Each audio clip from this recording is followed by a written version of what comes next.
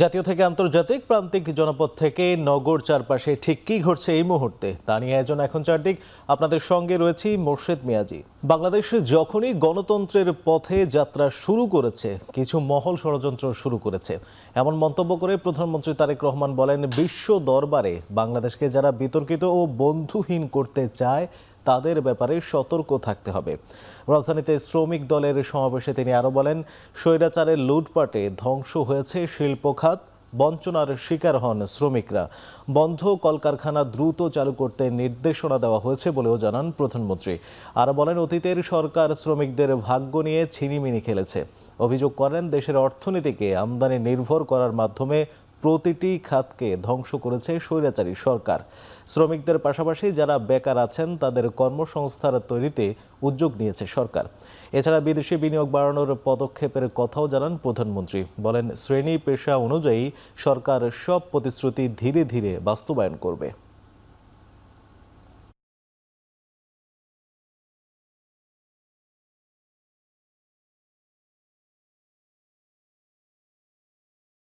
আমরা দেখেছি স্বৈরাচারের সময় কিভাবে দেশের অর্থনীতিকে লুটপাটের মাধ্যমে ধ্বংস করে দেওয়া হয়েছিল।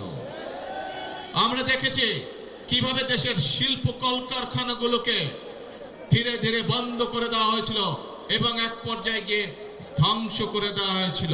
গত এক মাস আগে আমি নির্দেশনা দিয়েছি যে কিভাবে আমরা কত দ্রুত আমরা বন্ধ কলকারখানা কোনটি চালু করতে পারবো, যাতে আবার সেই সকল শ্রমিক যারা কর্মসংস্থান হারিয়ে বেকার হয়ে গিয়েছিল সেই সকল শ্রমিকের কর্মের ব্যবস্থা আমরা করতে পারি। শ্রমিক আন্দোলনের নেতাদের ভাগ্য বদল হলেও শ্রমিকদের হয় না বলে মন্তব্য করেছেন বিরোধী দলীয় নেতা ও জামায়াত আমির ডাক্তার শফিকুর রহমান। শ্রমিকদের জন্য সংসদেও লড়াই করার কথা বলেন তিনি। মে দিবস উপলক্ষে জাতীয় মসজিদ বাইতুল মোকাররমের দক্ষিণ গেটে সমাবেশ করে দলটির শ্রমিক সংগঠন।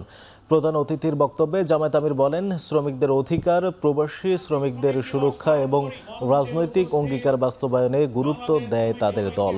আরও বলেন, সবাই যদি নিজেদের প্রতিশ্রুতির 10 ভাগও বাস্তবায়ন করত তাহলে শ্রমিকদের দুঃখ দুর্দশা অনেকটাই কমে যেত। দেশের শ্রমিকদের পক্ষে অনেকেই কথা বললেও প্রবাসী শ্রমিকদের পক্ষে কার্যকরভাবে কেউ কথা বলে না বলেও মন্তব্য করেন তিনি। বলেন, দূতাবাসগুলো শুধু কর্মকর্তা কর্মচারীদের ভরণ পোষণের জন্য নয়, প্রবাসী শ্রমিকদের কল্যাণে আরও সক্রিয় ভূমিকা রাখার আহ্বান জানান তিনি। তাদের দেওয়া প্রত্যেকটা ওয়াদা যতদিন সংসদের ভিতরে থাকবো, ভিতরেও যেন আপনাদের জন্য লড়াই করে যেতে পারি, আর বাইরের লড়াইও চলবে ইনশাআল্লাহ। শ্রমিক অঙ্গনের ন্যায্যতা এবং মর্যাদা যতদিন প্রতিষ্ঠিত না হবে ততদিন আমাদের লড়াই অব্যাহত থাকবে ইনশাআল্লাহ। এদিকে কর্মক্ষেত্রে শ্রমিকদের তুচ্ছ তাচ্ছিল্য করার সংস্কৃতি বন্ধ করার আহ্বান জানিয়েছেন এনসিপির সদস্য সচিব আখতার হোসেন। আন্তর্জাতিক শ্রমিক দিবস উপলক্ষে শাহবাগে জাতীয় জাদুঘরের সামনে জাতীয় শ্রমিক শক্তির সমাবেশে এই আহ্বান জানান তিনি। আখতার হোসেন বলেন, দারিদ্র্যের কারণে শ্রমিকের সন্তানরা লেখাপড়ার সুযোগ থেকে বঞ্চিত হয়ে বংশানুক্রমিকভাবে শ্রমের ঘানি টানতে বাধ্য হচ্ছে। 24-এর আন্দোলনে বৈষম্যের বিরুদ্ধে যে আওয়াজ তোলা হয়েছিল তার ভিত্তিতেই রাষ্ট্র ও সমাজের এই কাঠামোগত বিভাজন দূর করার আহ্বান জানান তিনি। সমাবেশে এনসিপির যুগ্ম আহ্বায়ক আব্দুল হান্নান মাসউদ প্রতিটি পেশার জন্য ন্যূনতম মজুরি ও ন্যায্য পারিশ্রমিক নির্ধারণের দাবি জানান। শ্রমিকদের যথাযথ সম্মান দেয়া ও সব ক্ষেত্রে তাদের মর্যাদা নিশ্চিতের আহ্বান জানান বক্তারা। হাজার হাজার কোটি টাকা যে তারা লুটপাট করলো তারা বৈধতা পাবে, আবার তারা লুটপাট করবে। বাংলাদেশে ব্যাংক খাতগুলোকে ধ্বংস করা হবে, অর্থনীতিকে ধ্বংস করা হবে। তার মধ্য দিয়ে এদেশের শ্রমিকেরা, মেহনতি মানুষেরা, তাদের মজুরিকে বাধাগ্রস্ত করা হবে, তাদের জীবনমানকে কমিয়ে নিয়ে আসা হবে। বাংলাদেশকে অর্থনৈতিক একটা খাদের কিনারায় নিয়ে গিয়ে দাঁড় করানো হবে, এমন ধরনের আইন সংসদে পাশ করানো হয়েছে। শ্রমিকদের আত্মদানকে স্মরণ ও ন্যায্য অধিকার প্রতিষ্ঠার দাবি নিয়ে সারা দেশে নানা আয়োজনের মধ্য দিয়ে পালিত হলো আন্তর্জাতিক মে দিবস। র্যালি ও আলোচনা সভা সহ নানা কর্মসূচিতে শ্রমিকরা জানান তাদের বঞ্চনার কথা, দাবি তোলেন ন্যায্য অধিকারের। দিবসটি উপলক্ষে শুক্রবার সকালে নীলফামারীতে বিভিন্ন শ্রমিক সংগঠন শহরের কেন্দ্রীয় শহীদ মিনার থেকে জেলা প্রশাসন পর্যন্ত র্যালিতে অংশ নেয়। আলোচনায় শ্রমিকদের অধিকার ও বিভিন্ন দাবি দাওয়া প্রশাসনের কাছে তুলে ধরেন নেতারা। চট্টগ্রামেও সভা সমাবেশ ও বর্ণাঢ্য র্যালি করেছে শ্রমিকদের সংগঠনগুলো। শহরের চেরাগি মোড় থেকে র্যালি করে বাংলাদেশ ট্রেড ইউনিয়ন কেন্দ্র, বরিশাল নগরীর অশ্বিনী কুমার হলে শ্রমিক সমাবেশ করে সমাজতান্ত্রিক শ্রমিক ফ্রন্ট। সমাবেশ শেষে নগরীর সদর রোড থেকে লাল পতাকা মিছিল করেন তারা। বগুড়ায় জেলা প্রশাসন ও শ্রম অধিদপ্তরের আয়োজনে বর্ণাঢ্য র্যালির পর জেলা পরিষদ মিলনায়তনে আলোচনা সভার আয়োজন করা হয়। এদিকে রাজশাহী, ময়মনসিংহ ও সিলেটে নানা আয়োজনে পালিত হয়েছে মহান মে দিবস। রাজবাড়ীতে কিছু স্থানে মালিকপক্ষ ও শ্রমিকদের মধ্যে উত্তেজনার সৃষ্টি হয়। পরে ঘটনাস্থলে এসে পরিস্থিতি নিয়ন্ত্রণে আনেন শ্রমিক নেতারা। এছাড়াও কুষ্টিয়া, দিনাজপুর, নওগাঁ, বরগুনা, ঠাকুরগাঁও, সাতক্ষীরা, পাবনা সহ সারা দেশের নানা কর্মসূচিতে পালিত হয়েছে মহান মে দিবস।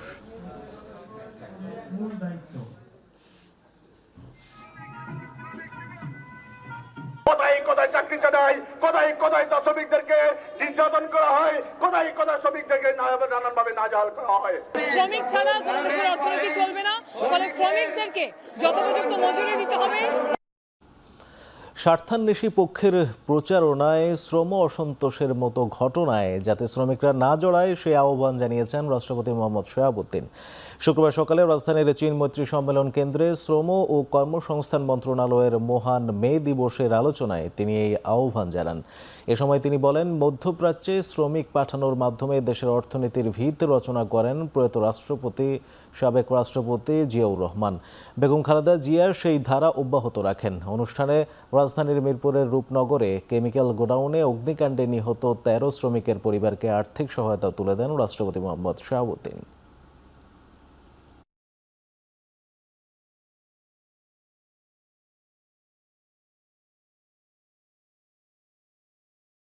কোনো স্বার্থান্বেষী পক্ষের প্ররোচনায় শ্রম অসন্তোষের মতো কোনো বিষয়ে যেন শ্রমিক ভাইয়েরা জড়িয়ে না পড়েন সে বিষয়ে সকলকে সচেতন থাকার পাশাপাশি দায়িত্বশীল আচরণ করার জন্য সংশ্লিষ্ট সকলের প্রতি আহ্বান জানাচ্ছি।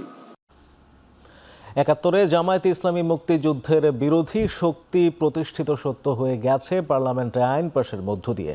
একথা বলেছেন আইনমন্ত্রী মোহাম্মদ আসাদুজ্জামান। শুক্রবার সকালে ঝিনাইদহের শৈলকুপা উপজেলায় মহান মে দিবসের আলোচনায় প্রধান অতিথির বক্তব্যে তিনি কথা বলেন। তাদের পূর্বসূরীরা মুক্তিযুদ্ধের সময় বাংলাদেশের বিরোধিতা করেনি, সেইটা বলার আর কোনো নৈতিক জায়গা জামাতের নাই। তৎকালীন জামাতে ইসলাম মুক্তিযুদ্ধের বিরোধিতা করেছিলেন, স্বাধীনতার বিরোধিতা করেছিলেন। আমরা যখন বিলটি পার্লামেন্টে আনলাম তখন জামাত ইসলাম এই বিলের বিরোধিতা করেনি। জামাত ইসলাম এই বিল পাস করার থেকে চুপ করেছিলেন, মৌনতা সম্মতির লক্ষণ। আর এনসিপি লিখিতভাবে এই বিলের পক্ষে সরকারের সাথে অবস্থান নিয়েছিল। দীর্ঘ প্রতীক্ষার পর শনিবার সিলেট সফরে আসছেন প্রধানমন্ত্রী তারেক রহমান। প্রধানমন্ত্রীর এই সফরকে ঘিরে পুরো সিলেটে সাজ রব। প্রধানমন্ত্রীর আগমন ঘিরে ইতোমধ্যে শহরকে নতুন রূপে সাজানো হচ্ছে। মেরামত হচ্ছে নগরীর রাস্তাঘাট, রং তুলিতে রাঙানো হচ্ছে ফুটপাত সহ বিভিন্ন স্থাপনাকে। দীর্ঘদিন ধরে গ্যাস সংকট, ভঙ্গুর রাস্তাঘাট এবং ঢাকা সিলেট মহাসড়ক ৬ লেনে উন্নীতকরণে ধীরগতি প্রধানমন্ত্রীর এই সফরে অনেকটাই গতি পাবে বলে আশা সিলেটবাসীর। এদিকে স্থানীয় বিএনপি ও অঙ্গ সংগঠনগুলোর পক্ষ থেকে নেওয়া হয়েছে সর্বোচ্চ প্রস্তুতি। কর্মসূচির মধ্যে রয়েছে সকাল ১১টায় জলাবদ্ধতা নিরসনে সিটি কর্পোরেশনের গৃহীত প্রকল্পের উদ্বোধন, বেলা ১২টায় বাসিয়া খাল খনন এবং বিকেল ৩টায় নতুন করে স্পোর্টস ২০২৬-এর উদ্বোধন। রাজধানীর উত্তরায় আশকোনা হজ ক্যাম্পে হজ যাত্রীর ব্যাগ থেকে সৌদি রিয়াল চুরির ঘটনায় ৯ দিন পর ২ যুবককে গ্রেপ্তার করেছে পুলিশ। সেই সঙ্গে চুরি হওয়া ২২,০০০-এর মধ্যে ২১,০০০ রিয়াল উদ্ধার করা হয়েছে। শুক্রবার বিকেলে হজ ক্যাম্পে প্রেস ব্রিফিংয়ে এই তথ্য জানান ডিএমপি উত্তরা বিভাগের উপ পুলিশ কমিশনার মির্জা তারেক আহমেদ বেগ। গ্রেপ্তার দুজন হলেন হাবিবুর রহমান ও নাদিম। হাবিবুর রহমানকে রাজধানীর খিলক্ষেত এলাকা থেকে গ্রেপ্তার করা হয়।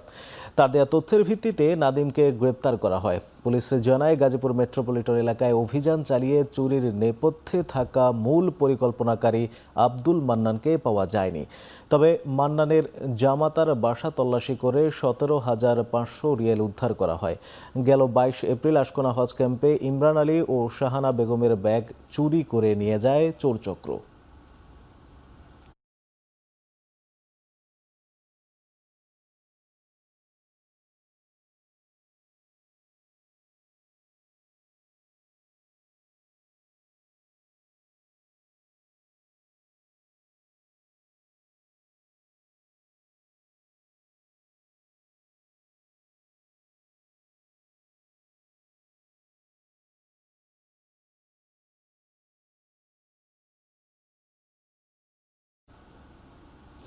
ছয় দিন বন্ধ থাকার পর আবারও উৎপাদনে ফিরেছে দিনাজপুরের বড় পুকুরিয়া তাপবিদ্যুৎ কেন্দ্র। যান্ত্রিক ত্রুটি মেরামতের পর শুক্রবার ভোর 4:30 থেকে কেন্দ্রটি পুনরায় চালু করা হয়। তবে চালুর পরও স্থিতিশীলতা নিয়ে শঙ্কা কাটেনি। গেল 25 এপ্রিল উৎপাদন শুরুর সময়ে প্রায় 55 মেগাওয়াট বিদ্যুৎ গ্রিডে সরবরাহ করার পর দেখা দেয় কারিগরি জটিলতা। এরপর দিন চালু হওয়ার মাত্র 15 ঘন্টার মাথায় ফের বন্ধ হয়ে যায় কেন্দ্রটি।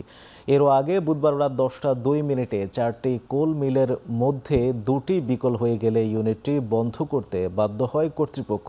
বর্তমানে কেন্দ্রটির 3টি ইউনিটের মধ্যে 2টি ইউনিট দীর্ঘদিন ধরেই বন্ধ। একমাত্র চালু ইউনিটটিও বারবার বন্ধ হয়ে যাওয়ায় উৎপাদন কার্যক্রম অনিয়মিত হয়ে পড়েছে।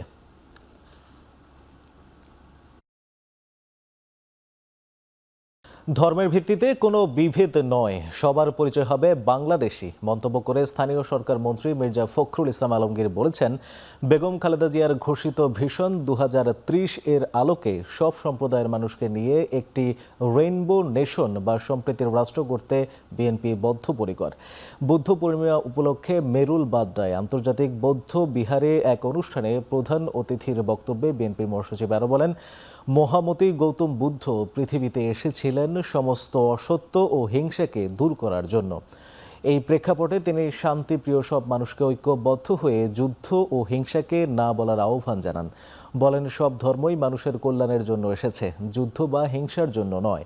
অনুষ্ঠানে পার্বত্য চট্টগ্রাম বিষয়ক মন্ত্রী দীপেন দেওয়ান বলেন, একমাত্র বিএনপি জাতিসত্তা, ধর্ম ও বর্ণ নির্বিশেষে সবার অস্তিত্বকে স্বীকৃতি দেয়, যা অন্য কোনো দল করে না। আর এনসিপির আহ্বায়ক নাহিদ ইসলাম বলেন, বাংলাদেশ ঐতিহ্যগতভাবে সাম্প্রদায়িক সম্প্রীতির দেশ, যেখানে বহু ধর্ম, সংস্কৃতি ও সম্প্রদায়ের মানুষ একত্রে বসবাস করে। এমন একটা রাষ্ট্র তৈরি করব যেখানে ধর্মে ধর্মে কোনো বিভেদ থাকবে না, সব সম্প্রদায়ের মানুষ একসাথে থাকবে এবং সেটা হবে একটাই পরিচয়, বাংলাদেশী। এই পরিচয় আমরা সবাই থাকবে, যে যার ধর্ম করবে, যে যার কাজ করবে, কিন্তু এর মধ্যে কোনো ভেদ বিভেদ থাকবে না। এই মুহূর্তেও খুবই বেশি প্রয়োজন যে সাম্প্রদায়িক সম্প্রীতি, যে আমরা যেই ধর্ম মতেরই হই না কেন, আমরা একসাথে এই দেশটাকে গড়ব, বৈষম্যহীন বাংলাদেশ গড়ব। এটাই তরুণ প্রজন্মের প্রত্যাশা, বাংলাদেশের সকল নাগরিকের প্রত্যাশা। বিএনপি সকল ধর্মের সহাবস্থানে বিশ্বাসী উল্লেখ করে দেশকে এগিয়ে নিতে দলমত নির্বিশেষে সবাইকে এক হয়ে কাজ করার আহ্বান জানিয়েছেন ঢাকা দক্ষিণ সিটি কর্পোরেশনের প্রশাসক আব্দুস সালাম।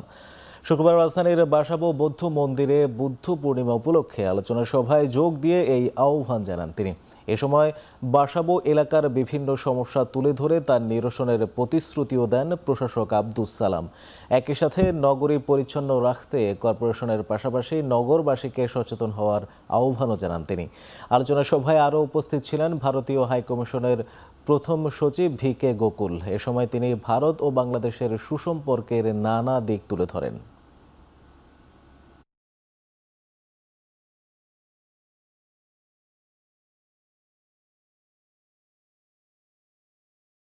ঢাকা শহর আজকে দেখেন আমরা পরিষ্কার রাখতে পারছি না, সেটার দায়িত্ব কিন্তু আমাদের সবার। আমি মনে করি জনগণ এবং সিটি কর্পোরেশন উভয়ের 50-50% দায়িত্ব।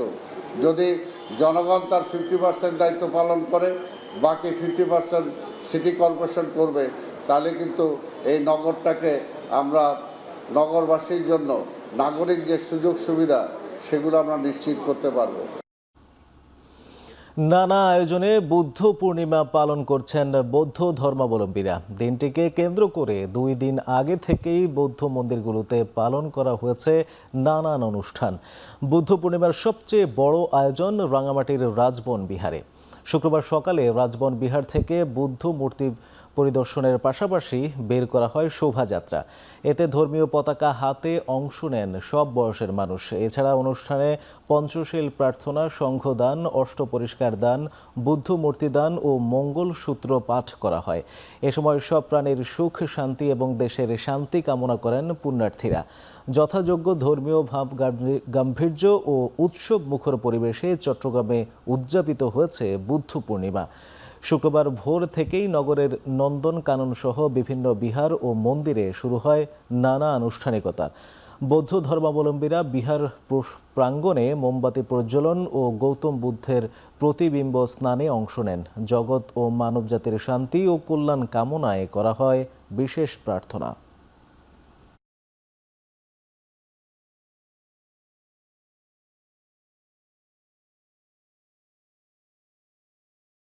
যাকে বুদ্ধ মানা হয় আর কি, আমাদের শাক্যমুনি গৌতম, তিনি এই দিনে জন্মেছিলেন।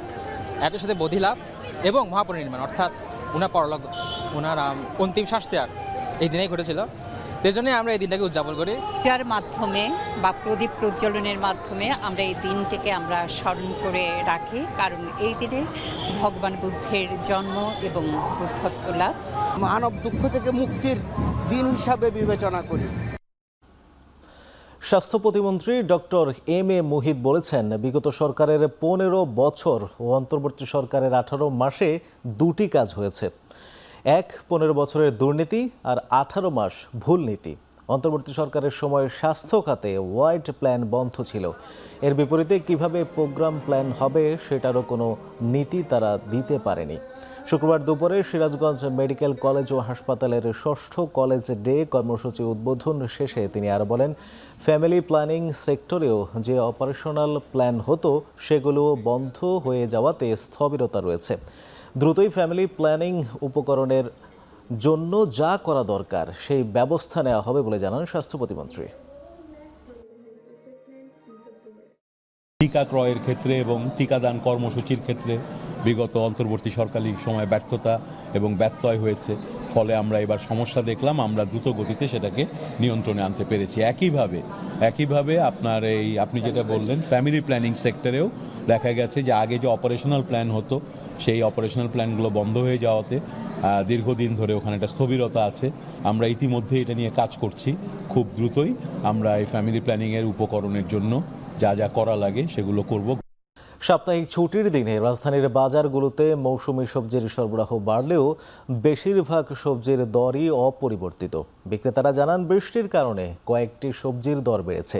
তবে ক্রেতারা অভিযোগ করে বলেন, নানা অজুহাতে পণ্যের দর বেশি রাখছেন বিক্রেতারা। এদিন কারওয়ান বাজারে জলাবদ্ধতায় ভোগান্তিতে পড়েছেন ক্রেতা বিক্রেতারা।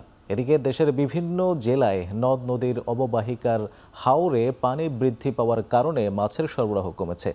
দেশি শিং মাছ 300 টাকায় বিক্রি হচ্ছে, কার্প রুই মিলছে 250 থেকে 280 টাকার মধ্যে। কেজিতে 20 টাকা করে বেড়েছে কাতলা, ট্যাংরা মাছের দাম। এদিকে দাম কিছুটা কমেছে পাবদা ও চিংড়ির। কেজিতে পাওয়া যাচ্ছে 300 থেকে 700 টাকার মধ্যে। তবে দর নিয়ে ক্রেতা বিক্রেতাদের রয়েছে ভিন্ন ভিন্ন প্রতিক্রিয়া। অপরদিকে ভোজ্য তেল 195 টাকায় বিক্রি হচ্ছে। এছাড়া বোতলজাত 5 লিটার সয়াবিন তেল বিক্রি হচ্ছে 955 টাকায়। আর ভেন্ডি হলে মনে করেন আমরা 40 টাকা, টমেটো 60 টাকা, আর শসা হলো 100 টাকা, লাউ হলো 60 টাকা। আগের থেকে তেলের সংকট আবার হয়েছে বন্যা, মানুষের অবস্থা খুবই খারাপ। মাংস, মুরগি এগুলো দাম অন্যান্য দিনের চেয়ে বেশি মনে হচ্ছে আজকে। মাছের বাজারের দাম ঊর্ধ্বগতি, অনেক দাম বেশি এবং মাছের যোগানও কম। নিম্ন মধ্যবিত্ত যারা আছে তাদের চলাচল করা, জীবনযাপন করা খুবই কঠিন। টানা বৃষ্টি আর উজান থেকে আসা পাহাড়ি ঢলে তলিয়ে গেছে হাওড়াঞ্চলের কৃষি জমি। তবে গেল আর বৃষ্টি না হওয়ায় কিছুটা স্বস্তিতে কৃষকরা। তবে শ্রমিক সংকটে ধান কাটা ও মাড়াইয়ের কাজে ভোগান্তিতে সুনামগঞ্জ জামালপুরের কৃষকরা। নেত্রকোনায় প্রায় অর্ধেক ধান তুলে ফেলেছেন কৃষকেরা। দ্রুত পানি না নামলে দীর্ঘমেয়াদী ক্ষতির শঙ্কা শেরপুরের কৃষকদের। জামালপুরের টানা কয়েকদিনের ভারী বৃষ্টি ও কালবৈশাখী ঝড়ে বোরো ধান, পাট, আখ, ভুট্টা, সবজি সহ বিভিন্ন ফসলের ব্যাপক ক্ষতি হয়েছে। জামালপুর জেলা কৃষি সম্প্রসারণ অধিদপ্তর জানিয়েছে, চলতি বোরো মৌসুমে 1,26,385 হেক্টর জমিতে বোরো ধান চাষ হয়েছে। এদিকে বৈরী আবহাওয়ায় বদলে গেছে কিশোরগঞ্জের বোরো ফসলের চিত্র। বাড়ছে পানি, তলিয়ে যাচ্ছে বোরো ধান। জেলায় এখন পর্যন্ত প্রায় 6,500 হেক্টর বোরো ধানি জমি পানির নিচে চলে গেছে। এতে ক্ষতিগ্রস্ত হয়েছেন প্রায় 21,000 কৃষক। 2 কের ক্ষেত কাটছি আর 2 কের ক্ষেত গেছে গা পানির তলে। এক কানটা কাটতে না প্রথম নৌকা দিয়ে ফলাইছি। এদিক ডুবে গেছে গা, এদিকটা তো দেখতে আছেন, এই যে একজনে কাটতেছে, আমি থেকে কেটে নিয়ে আসতেছে আর কি। আমি এক একর ধান কাটছি, পানি হয়ে বাঁচাতে আমি ফুগাওয়ার পাইতেছি না, 100 টাকাটা শেষ আমার। হাওড়াঞ্চলের 6 জেলায় ভারী বৃষ্টি ও পাহাড়ি ঢলে ক্ষতিগ্রস্ত কৃষকদের জন্য বোরো ধান সংগ্রহের তারিখ এগিয়ে এনেছে সরকার। চাল সংগ্রহের তারিখ 15 মে থেকে এগিয়ে এনে আগামী 3 মে নির্ধারণ করেছে সরকার। শুক্রবার এক বিজ্ঞপ্তিতে এই তথ্য জানিয়েছেন খাদ্য মন্ত্রণালয়ের সিনিয়র তথ্য অফিসার ও জনসংযোগ কর্মকর্তা ইমদাদ ইসলাম। এতে বলা হয়, সরকার ভারী বৃষ্টি ও পাহাড়ি ঢলে ক্ষতিগ্রস্ত হাওড়াঞ্চলের 6 জেলা নেত্রকোনা, কিশোরগঞ্জ, সুনামগঞ্জ, সিলেট, মৌলভীবাজার ও হবিগঞ্জের কৃষকদের বোরো ধান ও চাল সংরক্ষণ এবং বিক্রিতে সহায়তার লক্ষ্যে বিশেষ উদ্যোগ নেওয়া হয়েছে। অন্যদিকে দেশের অন্যান্য জেলার কৃষকদের কাছ থেকে পূর্ব নির্ধারিত সময়সূচি অনুযায়ী 3 মে থেকে ধান এবং 15 মে থেকে চাল সংগ্রহ কার্যক্রম শুরু হবে। আসন্ন বোরো মৌসুমে 18 লাখ টন ধান ও চাল কিনবে সরকার। এর মধ্যে 5 লাখ টন ধান, 12 লাখ টন সিদ্ধ চাল ও 1 লাখ টন আতপ চাল কেনা হবে। অভয়াশ্রমে 2 মাসের মাছ শিকারের নিষেধাজ্ঞা শেষে ভোলা ও বরগুনার বিভিন্ন নদীতে মাছ ধরতে নেমেছেন জেলেরা। দীর্ঘ বিরতির পর নদীতে জাল ফেলতে পেরে স্বস্তি জেলেদের মাঝে। তবে আশানুরূপ ইলিশ না পাওয়ায় হতাশার কথাও জানিয়েছেন তারা। নদীতে কাঙ্ক্ষিত পরিমাণ মাছ না পাওয়ায় লাভের মুখ দেখা নিয়েও তৈরি হয়েছে শঙ্কা। এদিকে সকাল থেকেই নদী পাড়ের মাছঘাটগুলোতে জমে উঠেছে বেচাকেনা। ইলিশ সহ বিভিন্ন প্রজাতির নদীর মাছ বিক্রিতে ব্যস্ত সময় পার করছেন ব্যবসায়ীরা। কিন্তু বাজারে মাছের সরবরাহ কম থাকায় দাম চড়া। যে পরিমাণ মাছ পাওয়ানোর কথা ছিল আমরা ফের সেই পরিমাণ মাছ পাই না। তেলের দাম বাড়তি। 2 মাস অভিযান শেষ গতকালকে, আজকে 1 তারিখ থেকে জেলেরা নদীতে গেছে। যে পরিমাণ মাছ পাওয়ার কথা ছিল সেই পরিমাণ মাছ জেলেরা পায়নি। আমরা ভাবছি যে মোটামুটি অভিযান শেষে মাছ পাবো, সেই সুবাদে ওই রকম মাছ নাই, মাছ একদম কম। নদীতে কোনো জেলে পাইছে, কোনো জেলে পায় না। বিডিআর বিদ্রোহের বিস্ফোরক মামলার আসামিদের মধ্যে 8 জন জামিনে মুক্তি পেয়েছেন। শুক্রবার বিকেল 5:30টায় গাজীপুরের কাশিমপুর কেন্দ্রীয় কারাগারের হাই সিকিউরিটি ইউনিট থেকে 1 জন বন্দী এবং কাশিমপুর কেন্দ্রীয় কারাগার 2-এ থাকা 7 বন্দী মুক্তি পান। কারাগার সূত্রে জানা যায়, কাশিমপুর কারাগারে বিডিআর বিস্ফোরক মামলায় 8 আসামির জামিননামা পাঠানো হয়।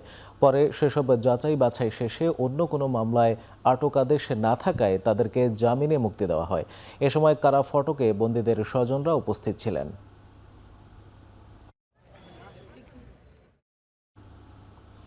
নারায়ণগঞ্জে পুলিশের উপর হামলা করে অস্ত্র ছিনতাইয়ের ঘটনা ঘটেছে। এ সময় এক পুলিশ সদস্য গুরুতর আহত হয়েছেন। পরে অভিযান চালিয়ে ছিনতাই হওয়া অস্ত্র উদ্ধার করেছে পুলিশ। গেল রাত 2:45টার দিকে বন্দর থানার চৌধুরী বাড়ি এলাকায় এই ঘটনা ঘটে। পুলিশ জানায়, জরুরি সেবা 999-এ কল পেয়ে ঘটনাস্থলে গেলে একটি সন্দেহজনক বাড়িতে অভিযান চালায় টহল টিম।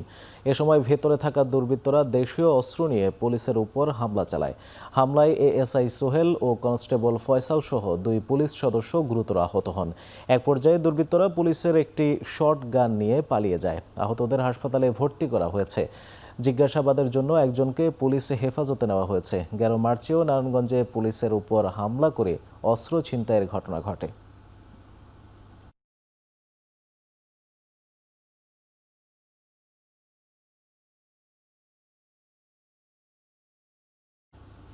নারায়ণগঞ্জের সিদ্ধিরগঞ্জে অভিযান চালিয়ে পরিত্যক্ত একটি ব্যাগ থেকে 6টি ওয়ান শুটার গান, গুলি ও বিপুল পরিমাণ অস্ত্র তৈরির সরঞ্জাম উদ্ধার করেছে র্যাব। শুক্রবার সকালে সংবাদ বিজ্ঞপ্তিতে র্যাব জানায়, গোপন সংবাদের ভিত্তিতে বৃহস্পতিবার রাত 11:30টার দিকে কাঁচপুর ব্রিজের পশ্চিম পাশে বালুরগদি এলাকায় টহল দল অভিযান চালায়। এ সময় ব্রিজের একটি পিলারের নিচে খাদে পড়ে থাকা একটি সন্দেহজনক প্লাস্টিকের ব্যাগ নজরে আসে। পরে ব্যাগটি উদ্ধার করে তল্লাশি চালালে এর ভেতর থেকে 6টি ওয়ান শুটার গান, একটি শর্ট গানের গুলি এবং অস্ত্র তৈরির নানা সরঞ্জাম পাওয়া যায়। উদ্ধার করা আলামত দিয়ে পরবর্তী আইনগত ব্যবস্থা নেওয়ার কথা জানিয়েছে র্যাব।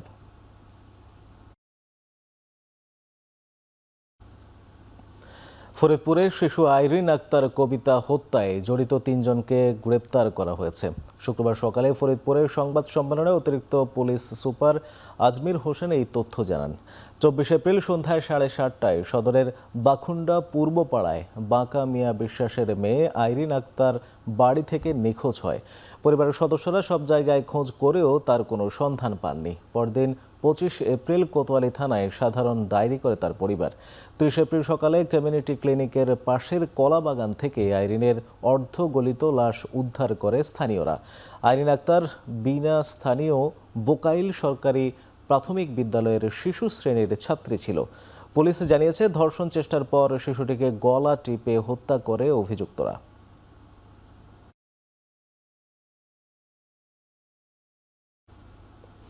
রাঙামাটিতে 7 বছর বয়সী এক শিশুকে ধর্ষণের অভিযোগ উঠেছে তার কিশোর চাচাতো ভাইয়ের বিরুদ্ধে। শিশুটির শারীরিক অবস্থা আশঙ্কাজনক অবস্থায় তাকে উন্নত চিকিৎসার জন্য চট্টগ্রাম মেডিকেল কলেজে পাঠানো হয়েছে। বৃহস্পতিবার রাত 8টার দিকে শহরের মহিলা কলেজ এলাকায় এই ঘটনা ঘটে। তবে এই ঘটনায় পুলিশ দুপুর পর্যন্ত থানায় কোনো মামলা হয়নি বলে জানিয়েছে। পারিবারিক সূত্র জানায়, শিশুটি বাসার সামনেই খেলাধুলা করছিল। সে সময় অভিযুক্ত কিশোরের মা হাসপাতালে চিকিৎসাধীন থাকায় তাদের বাসা ফাঁকা ছিল। সেই সুযোগে শিশুটিকে কৌশলে বাসায় নিয়ে ধর্ষণ করে ওই কিশোর। পরে শিশুটির বড় রক্ত মাখা জামা দেখতে পেয়ে দ্রুত তাকে উদ্ধার করে রাঙামাটি সদর হাসপাতালে নিয়ে নেয়। সেখানে তার শারীরিক অবস্থার অবনতি হওয়ায় উন্নত চিকিৎসার জন্য তাকে চট্টগ্রাম মেডিকেল কলেজ হাসপাতালে পাঠানো হয়।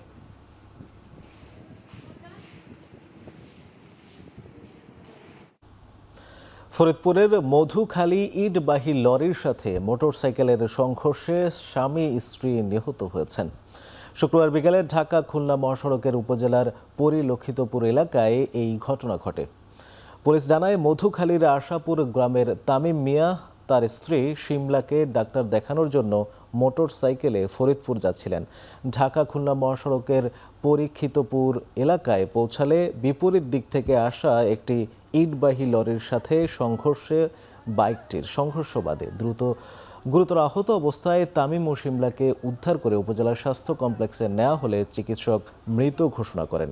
পরে উন্নত চিকিৎসার জন্য ফরিদপুর মেডিকেলে নেয়ার পথে মারা যায় শিমলা। নিহত তামিম ও শিমলার 6 মাস বয়সী একটি ছেলে সন্তান রয়েছে। ময়মনসিংহ নগরীর জয়নুল আবেদিন পার্কে অবৈধভাবে স্থাপন করা নগরদোলা ভেঙে পড়ে অন্তত 7 জন আহত হয়েছেন। শুক্রবার রাতে এই দুর্ঘটনা ঘটে। স্থানীয়রা জানায়, দর্শনার্থীদের নিয়ে নাগরদোলাটি ঘুরছিল। হঠাৎ সেটি ভেঙে নিচে পড়ে গেলে বেশ কয়েকজন গুরুতর আহত হন। আহতদের উদ্ধার করে ময়মনসিংহ মেডিকেল কলেজ হাসপাতালে নেওয়া হয়। তাদের মধ্যে 7 জন হাসপাতালে চিকিৎসা নিয়েছেন এবং একজনকে উন্নত চিকিৎসার জন্য ঢাকায় পাঠানো হয়েছে। স্থানীয়দের অভিযোগ, পার্কে দীর্ঘদিন ধরে অবৈধভাবে ঝুঁকিপূর্ণ নাগরদোলা বসিয়ে ব্যবসা করে আসছে একটি চক্র। এগুলো অপসারণের জন্য কর্তৃপক্ষকে একাধিকবার জানানো হলেও তা কার্যকর হয়নি।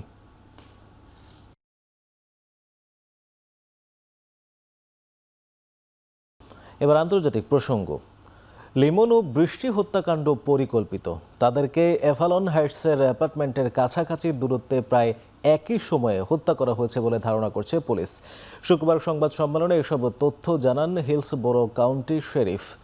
এদিকে জামিল লিমনের পর নিখোঁজ আরেক শিক্ষার্থী নাহিদা সুলতানা বৃষ্টির মরদেহ উদ্ধার করেছে স্থানীয় পুলিশ। শুক্রবার তথ্যটি নিশ্চিত করেছেন ওয়াশিংটনে নিযুক্ত বাংলাদেশ দূতাবাসের press minister Golam Murtaza.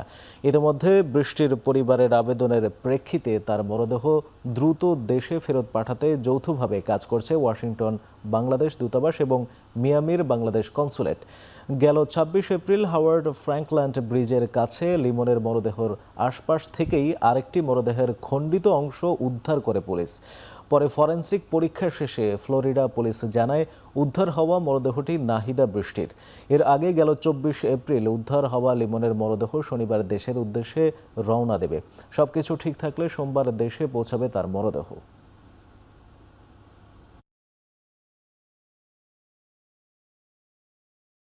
Yes, I don't want to say unequivocally right now. I want to remain someone who's in the fact business. That's a speculation business. But we believe, based on the data that we have, and again, that's part of the investigation that will continue. Timeline-wise, location-wise, yes, we believe that's the case, but I can't say with entire certainty at this point. We're still working through that. এদিকে ন্যায্য মজুরি ও নিরাপদ কাজের পরিবেশের দাবিতে নানা আয়োজনের মধ্য দিয়ে বিশ্বব্যাপী পালিত হয়েছে মহান মে দিবস। প্রতি বছরের মতো এবারও পদযাত্রা, সমাবেশ ও নানা আয়োজনে নিজেদের দাবি দাওয়া উত্থাপন করেছেন শ্রমিকরা। আর্জেন্টিনার প্রেসিডেন্ট মিলেইয়ের শ্রমিক নীতির বিরুদ্ধে লড়াই আরও তীব্র করার অঙ্গীকার নিয়ে মে দিবসে রাজপথে নামেন দেশটির শ্রমিকরা। এদিন হাজারো শ্রমিক রাজধানী বুয়েন্স এইরেসের প্লাজা দে মাওর দিকে মিছিল নিয়ে এগিয়ে যায়। স্লোগানে মুখরিত এই কর্মসূচিতে ইউনিয়ন নেতারা সরকারের অর্থনৈতিক ও শ্রম নীতির নিন্দা জানান। এছাড়া ভেনেজুয়েলায় বেতন বাড়ানোর দাবিতে রাস্তায় নামেন সরকারি কর্মচারীরা। অন্যদিকে দেশব্যাপী শ্রমিকদের ভ্রমণের হিড়িকের মধ্য দিয়ে মে ডের ছুটি শুরু হয়েছে চীনে। 5 দিনের ছুটি কাটাতে লাখ লাখ মানুষ ট্রেন, সড়কপথ, ফেরি এবং বিমানে করে বিভিন্ন গন্তব্যে ঘুরতে যাচ্ছেন।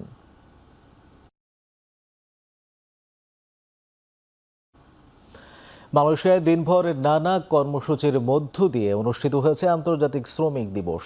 দিবসটি উপলক্ষে দেশটিতে বসবাসরত প্রবাসী বাংলাদেশি শ্রমিকদের অংশগ্রহণে একটি আলোচনা সভা অনুষ্ঠিত হয়। সভায় বক্তারা দেশের অর্থনীতিতে প্রবাসী শ্রমিকদের অবদানের কথা তুলে ধরেন। তবে অনুষ্ঠানে বাংলাদেশি হাইকমিশনের বিভিন্ন সেবা নিয়ে অসন্তোষও জানান প্রবাসীরা। তাদের অভিযোগ, পতিত স্বৈরাচারী সরকারের দোসররা এখনও হাইকমিশনে কর্মরত থাকায় কাঙ্ক্ষিত সেবা থেকে বঞ্চিত হচ্ছে প্রবাসীরা।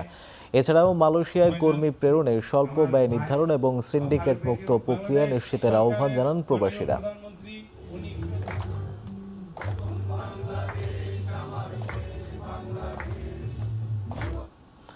আন্তর্জাতিক শ্রমিক দিবস উপলক্ষে রোমের সান জোভান্নি স্কোয়ারে অনুষ্ঠিত হয়েছে কনসার্টন।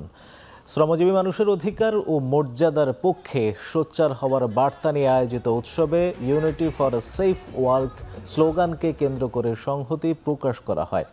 আসরের মূল প্রতিপাদ্য নির্ধারণ করা হয় কাজের চুক্তিবদ্ধকরণ, নতুন সুরক্ষা ও কৃত্রিম বুদ্ধিমত্তার যুগে পরিবর্তনশীল ইতালির জন্য নতুন অধিকার। শুধু গান ও বিনোদন নয়, বরং শ্রমিকের অধিকার ও সুরক্ষা সচেতনতার এক অনন্য প্ল্যাটফর্ম হিসেবে কাজ করে বৃহৎ এই আয়োজন। অনুষ্ঠান নির্বিঘ্ন করতে রোম প্রশাসনের 3000-এর বেশি কর্মী নিয়োজিত ছিল। শান্তি চুক্তিতে পৌঁছানোর লক্ষ্যে পাকিস্তানের মাধ্যমে ওয়াশিংটনের কাছে একটি নতুন দফা প্রস্তাব পাঠিয়েছে তেহরান। যদিও এর আগে ইরানের নৌবন্দরে চলমান মার্কিন অবরোধ সহ্য করা হবে না বলে হুঁশিয়ারি দেন পেজেশকিয়ান। তবে ইরানে এই প্রস্তাবে সন্তুষ্ট নন ট্রাম্প। আর নতুন করে তেহরানে আক্রমণ করলে মধ্যপ্রাচ্যে থাকা মার্কিন ঘাঁটিগুলো সুরক্ষিত থাকবে না বলে হুমকি দিয়েছে আইআরজিসি।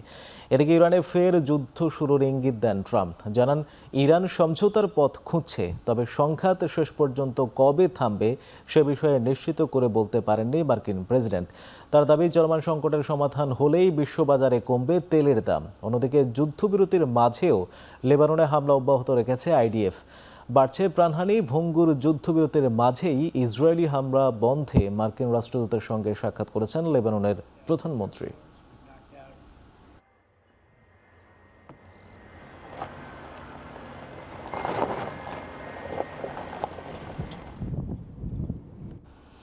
পশ্চিমবঙ্গের বিধানসভার নির্বাচন শেষে এবার ভোট গণনাকে কেন্দ্র নিয়ে তৃণমূল ও বিজেপির মধ্যে শুরু হয়েছে পাল্টাপাল্টি অভিযোগ।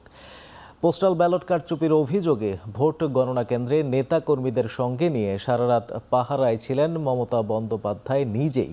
24 ঘন্টা নজরদারিতে থাকলেও কেন্দ্রটির ভেতরে বহিরাগতদের প্রবেশের অভিযোগ তুলেছে তৃণমূল। এছাড়াও ক্ষুদিরাম কেন্দ্রে বিজেপি ও তৃণমূল নেতাকর্মীদের পাল্টাপাল্টি স্লোগানে তৈরি হয় বিশৃঙ্খলা। বুধবার দ্বিতীয় দফার ভোট শেষে বেশ কয়েকটি সংস্থার বুথ ফেরত জরিপ আসন্ন ফলাফলে বিজেপিকে এগিয়ে রেখেছে। মমতার দাবি, অর্থের বিনিময়ে জরিপের ফলাফল নিজেদের পক্ষে এনেছে বিজেপি।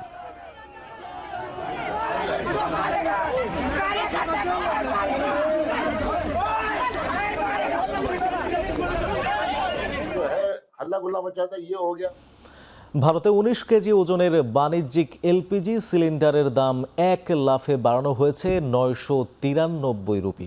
এতে নতুন করে এই ওজনের সিলিন্ডারের দাম 3000 রুপি ছাড়িয়েছে। এর আগে 19 কেজি এলপিজি সিলিন্ডারের দাম ছিল 2078 রুপি। একইভাবে মুম্বাইয়ে বাণিজ্যিক এলপিজি সিলিন্ডারের দাম 2031 রুপি থেকে বেড়ে হয়েছে 3024 রুপি। ইরান যুদ্ধ শুরু হওয়ার পর থেকে এ নিয়ে 3বারের মতো বাড়ানো হলো বাণিজ্যিক এলপিজি সিলিন্ডারের দাম। মার্চ থেকে 144 রুপি বাড়ানোর পর 1 এপ্রিল আবারও প্রায় 200 রুপি বাড়ানো হয়। তবে অপরিবর্তিত আছে রান্নার কাজে ব্যবহৃত এলপিজির দাম।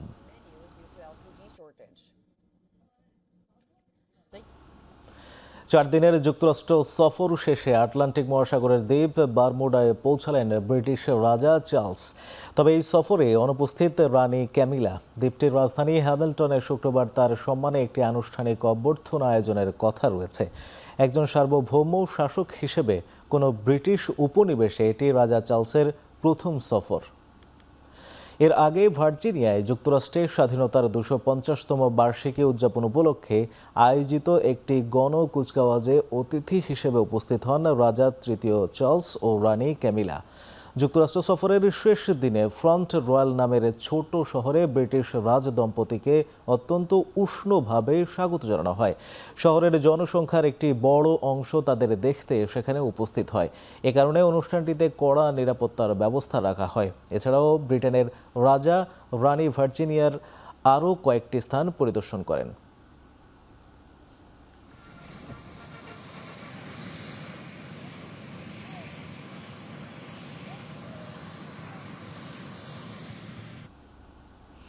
আদিবাসী এক কিশোরীর হত্যাকারীকে গ্রেপ্তারের পর মধ্য অস্ট্রেলিয়ার স্প্রিংস শহরে ছড়িয়ে পড়েছে সহিংসতা। এ সময় শহরের একটি হাসপাতালের বাইরে বিক্ষোভে জড়ো হয় অনেকে। নিখোঁজ 5 বছর বয়সী এক আদিবাসী কিশোরীকে হত্যার অভিযোগে 47 বছর বয়সী জেফারসন লুইসকে গ্রেপ্তার করে স্থানীয় পুলিশ। দেশটির রাষ্ট্রীয় গণমাধ্যম জানিয়েছে, অ্যালিস স্প্রিংসের এই হাসপাতালে চিকিৎসাধীন ছিলেন অভিযুক্ত লুইস। হাসপাতালের সামনে বিক্ষোভ হুট করেই রূপ নেয় সহিংসতায়। পুলিশের সঙ্গে বিক্ষোভকারীদের ধাওয়া পাল্টা ধাওয়ার ঘটনা ঘটে। গেল 25 এপ্রিল গভীর রাতে মধ্য অস্ট্রেলিয়ার একটি প্রত্যন্ত অঞ্চলের বাড়ি থেকে নিখোঁজ হয় ওই কিশোরী।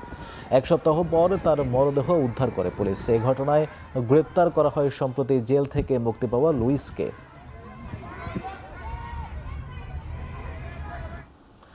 ভারতের মধ্যপ্রদেশে ঝড়ের কবলে পড়ে নদীতে একটি পর্যটকবাহী নৌকা উল্টে অন্তত 9 জন নিহত হয়েছেন।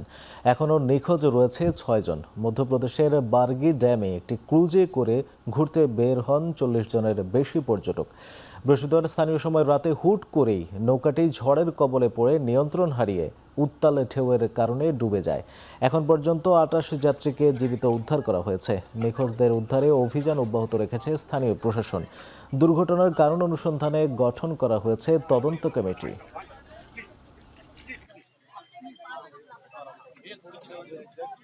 এবার খেলার প্রসঙ্গ। ঢাকা প্রিমিয়ার লিগের নতুন মৌসুমে বড় পরিবর্তন আনলো বিসিবি। এবারে রেলেগেশন লিগ না থাকায় 12 দলের একক লিগে তলানির 2 দল অবনমিত হবে সরাসরি।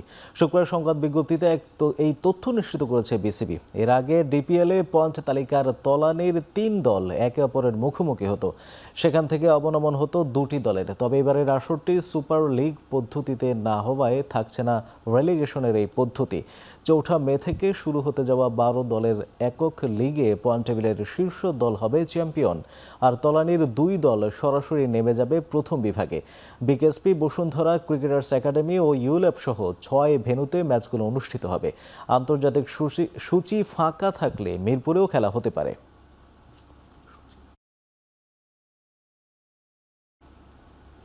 নিউজিল্যান্ডের বিপক্ষে সিরিজ জয়ের লক্ষ্যে শুক্রবার সকালে আনুষ্ঠানিক অনুশীলন সম্পন্ন করেছে বাংলাদেশ দল। ওয়ার্ম আপ দিয়ে শুরু করে ফিল্ডিং, বোলিং ও ব্যাটিং সব ধরনের অনুশীলনে ঘাম ঝরিয়েছে লিটন দাসের দল।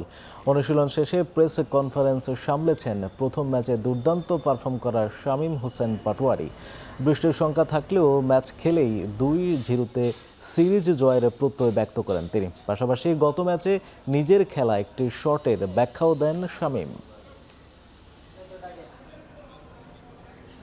আমাদের ভালো একটা অপরচুনিটি আছে সিরিজ জিতার, অবশ্যই।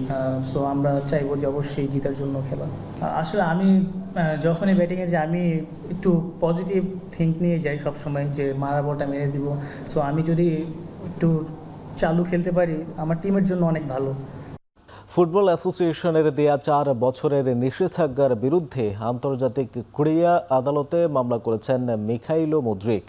2024 সালের শেষ দিকে ডোপ টেস্টে পজিটিভ হওয়ার পর থেকে মাঠের বাইরে আছেন তিনি।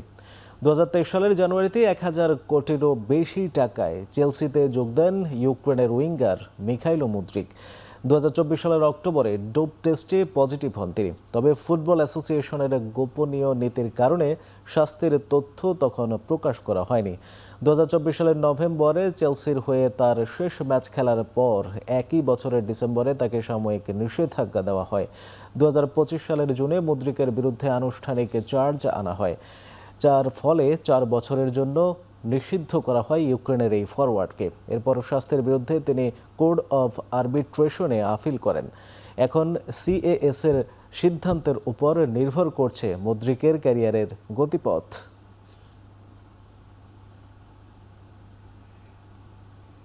শেষ করছি এখন চারদিক। এখন টেলিভিশন ওয়েবসাইটে দেখতে ভিজিট করুন www.ekhon.tv। এছাড়া ফেসবুকে দেখতে ভিজিট করুন facebook.com/tv.ekhon এবং ইউটিউবে দেখতে ভিজিট করুন youtube.com/c/ekhon tv।